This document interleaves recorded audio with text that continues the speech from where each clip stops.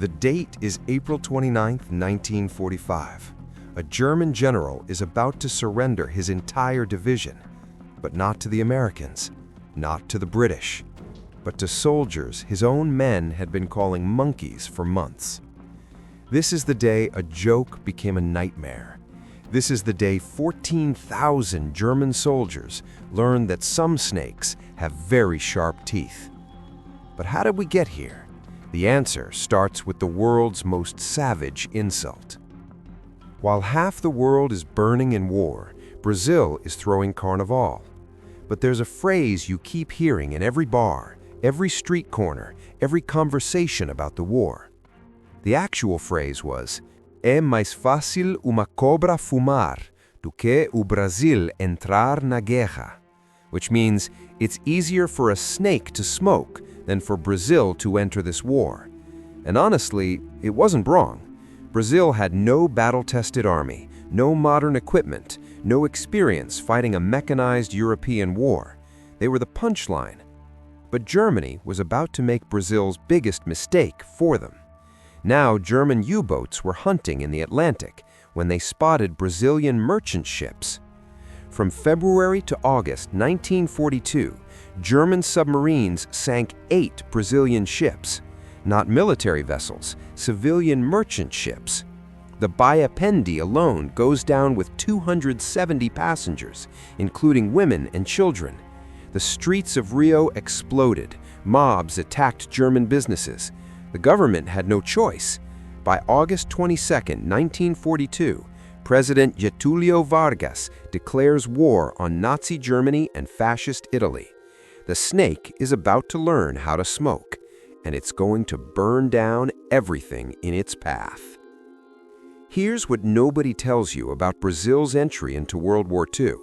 They had absolutely no idea what they were doing. The Brazilian army in 1942 was designed to fight internal rebellions, not the Wehrmacht. So when 25,000 men volunteered for the FEB, the Força Expedicionária Brasileira, they walked into chaos. This is real. Brazilian soldiers trained for months with wooden rifles because Brazil didn't have enough real ones. Some practiced throwing rocks because they didn't have enough grenades. Imagine training for the deadliest war in human history with a stick. What would be going through your mind? The Americans sent advisors, and what they found horrified them. In their reports, and these are actual quotes, they wrote, "The Brazilian army is wholly unprepared for modern warfare." But here's where it gets interesting. Brazil had something that couldn't be taught. Brazil's army was genuinely integrated. Black soldiers, white soldiers, indigenous soldiers fighting side by side.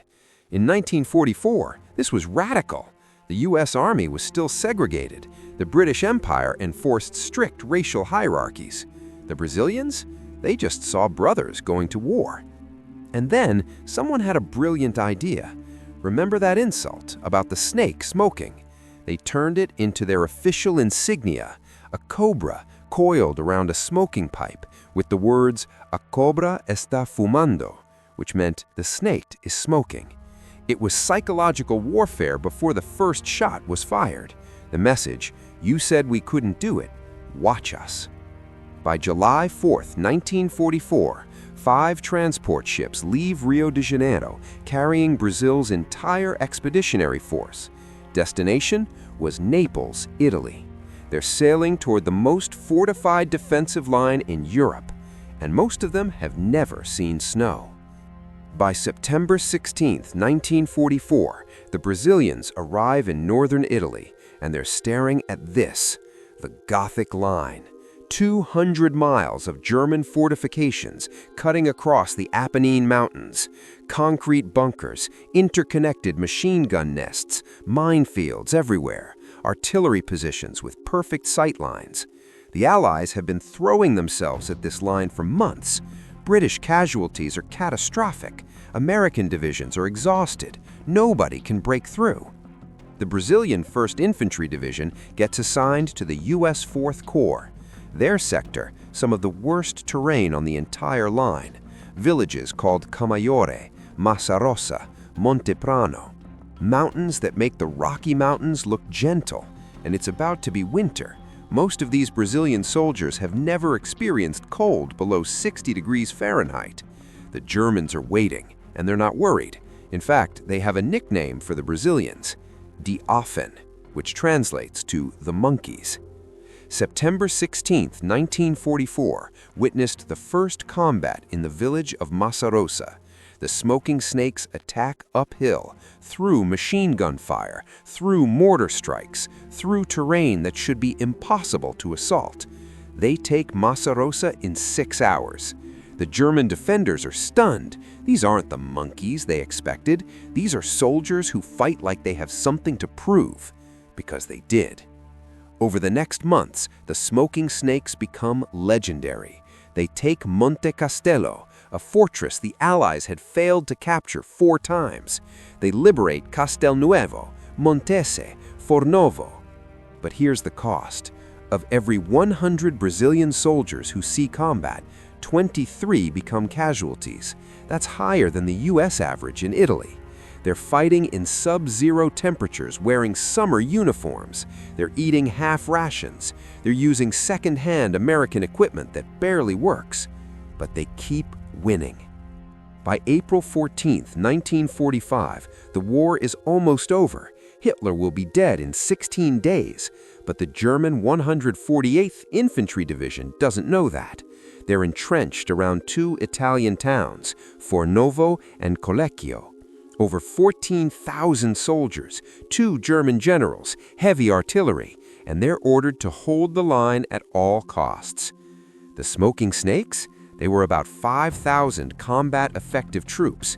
They're outnumbered nearly 3 to 1. The American command is skeptical. They suggest waiting for reinforcements or air support or literally anything except a direct assault. The Brazilian commanders say, "We're attacking anyway." Put yourself in their boots right now. You've been called monkeys, you've been doubted at every turn, and now you have a chance to end the war with one decisive victory. Do you take the risk? At dawn on April 14th, the attack begins. For 2 weeks, the smoking snakes fight the most brutal urban combat of their entire campaign. House to house, room to room, the Germans aren't surrendering. Every building is a fortress. But the Brazilians use tactics the Germans don't expect.